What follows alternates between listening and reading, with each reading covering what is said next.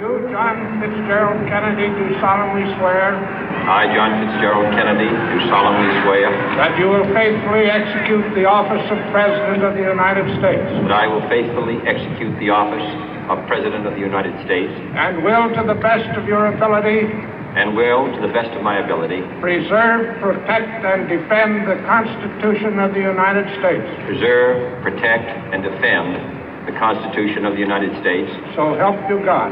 So help me God.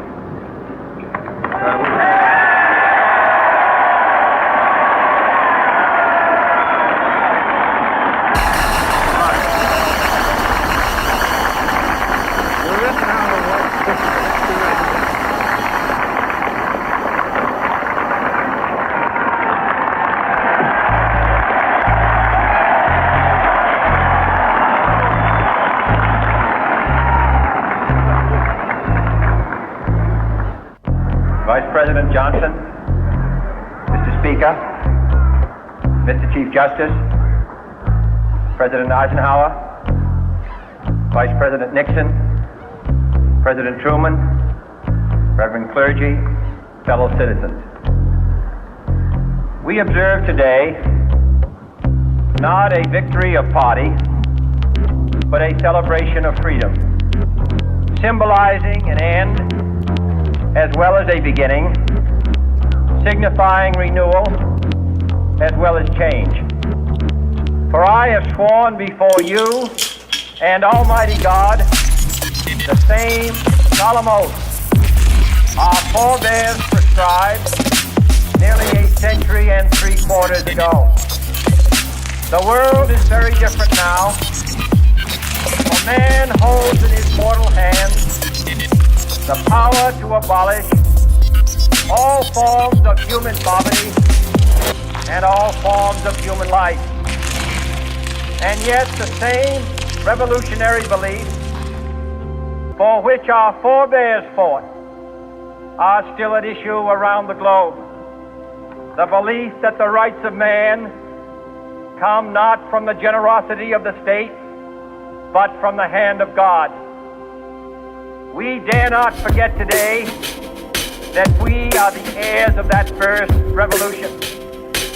Let the word go forth from this time and place to friend and foe alike that the torch has been passed to a new generation of Americans born in this century, tempered by war, disciplined by a hard and bitter peace, proud of our ancient heritage, and unwilling to witness or permit the slow undoing of those human rights to which this nation has always been committed and to which we are committed today at home and around the world.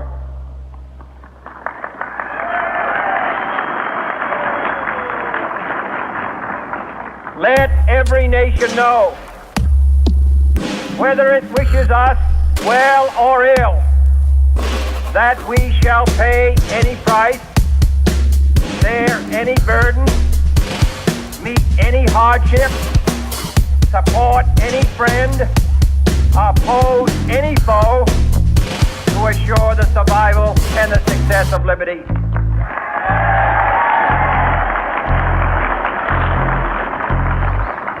This much we pledge and more. To those old allies whose cultural and spiritual origin we share, we pledge the loyalty of faithful friends. United, there is little we cannot do in a host of cooperative ventures. Divided, there is little we can do, for we dare not meet a powerful challenge at odds and split asunder. To those new states whom we welcome to the ranks of the free, we pledge our word that one form of colonial control shall not have passed away, merely to be replaced by a far more iron tyranny. We shall not always expect to find them supporting our view, but we shall always hope to find them strongly supporting their own freedom, and to remember that in the past, those who foolishly sought power by riding the back of the tiger ended up inside.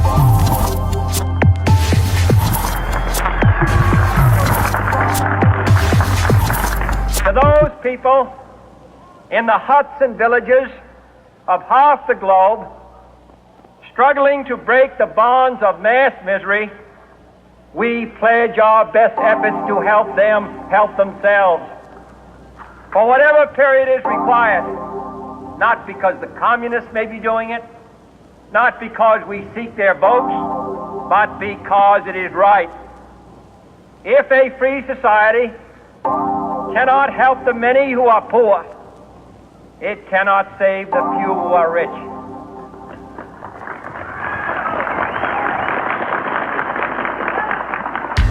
To our sister republics, south of our border, we offer a special pledge to convert our good words into good deeds, in a new alliance for progress, to assist free men and free government in casting off the chains of poverty. But this peaceful revolution of hope cannot become the prey of hostile powers. Let all our neighbors know that we shall join with them to oppose aggression or subversion anywhere in the Americas. And let every other power know that this hemisphere intends to remain the master of its own house.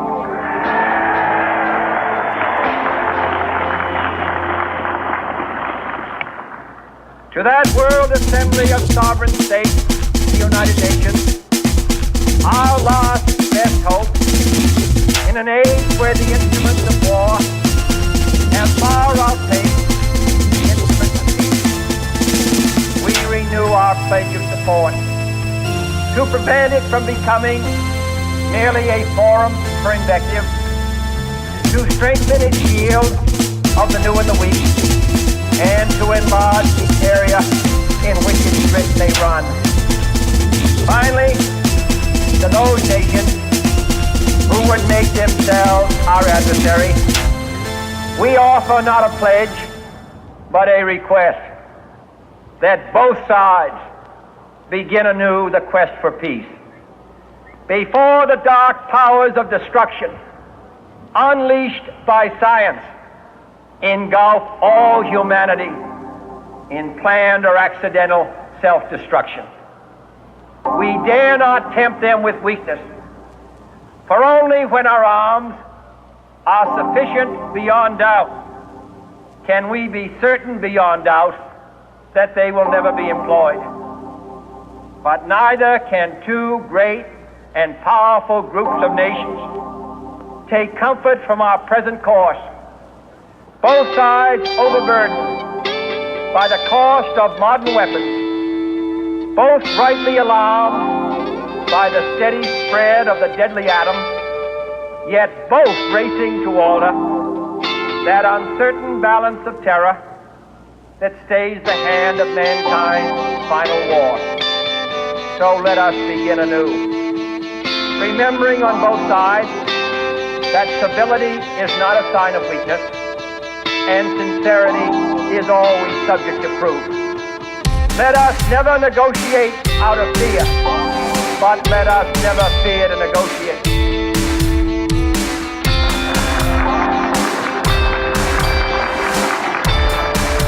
Let both sides explore what problems unite us, instead of belaboring those problems which divide us.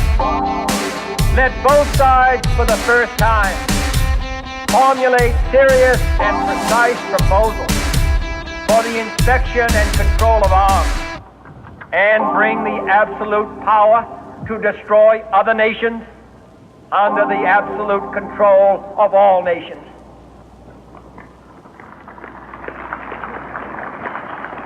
Let both sides seek to invoke the wonders of science instead of its terrors. Together, let us explore the stars, conquer the deserts, eradicate disease, tap the ocean depths, and encourage the arts and commerce. Let both sides unite to heed in all corners of the earth the command of Isaiah to undo the heavy burden and let the oppressed go free. And if a beachhead of cooperation may push back the jungle of suspicion, let both sides join in creating a new endeavor, not a new balance of power, but a new world of law, where the strong are just, and the weak secure, and the peace preserved. All this will not be finished in the first 100 days, nor will it be finished in the first 1,000 days, nor in the life of this administration, nor even perhaps in our lifetime on this planet. But let us begin.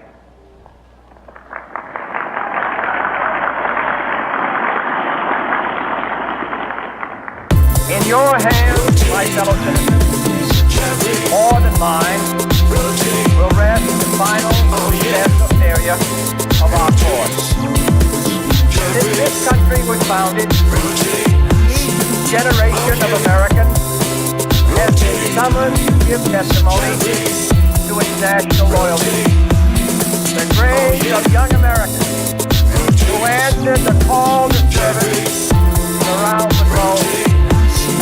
Now the trumpet summons us again, not as a call to bear arms, go arms, not as a call to battle, though in battle we are, but a call to bear the burden of a long twilight struggle, year in and year out, rejoicing in hope, patient in tribulation, a struggle against the common enemies of man, tyranny, poverty, disease, and war itself.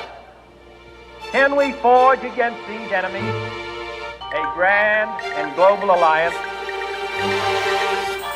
north and south, east and west, that can assure a more fruitful life for all mankind? Will you join in that historic effort?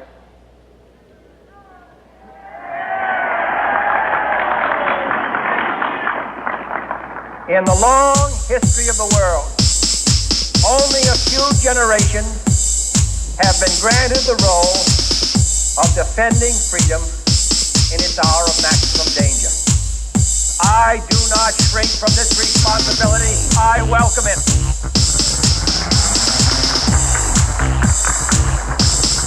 I do not believe that any of us would exchange places with any other people or any other generation. The energy, the faith, the devotion which we bring to this endeavor will light our country and all who serve it. And the glow from that fire can truly light the world. And so, my fellow Americans, ask not what your country can do for you. Ask what you can do for your country.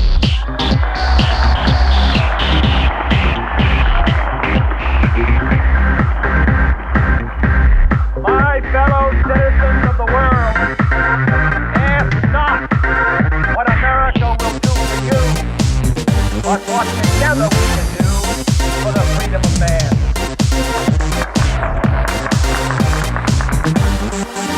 Finally, whether you are citizens of America or citizens of the world, ask of us here the same high standard of strength and sacrifice which we ask of you.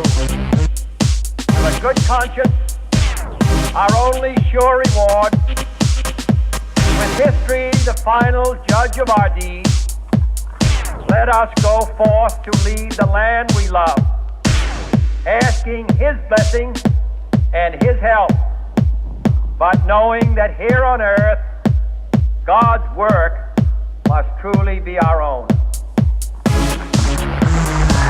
States.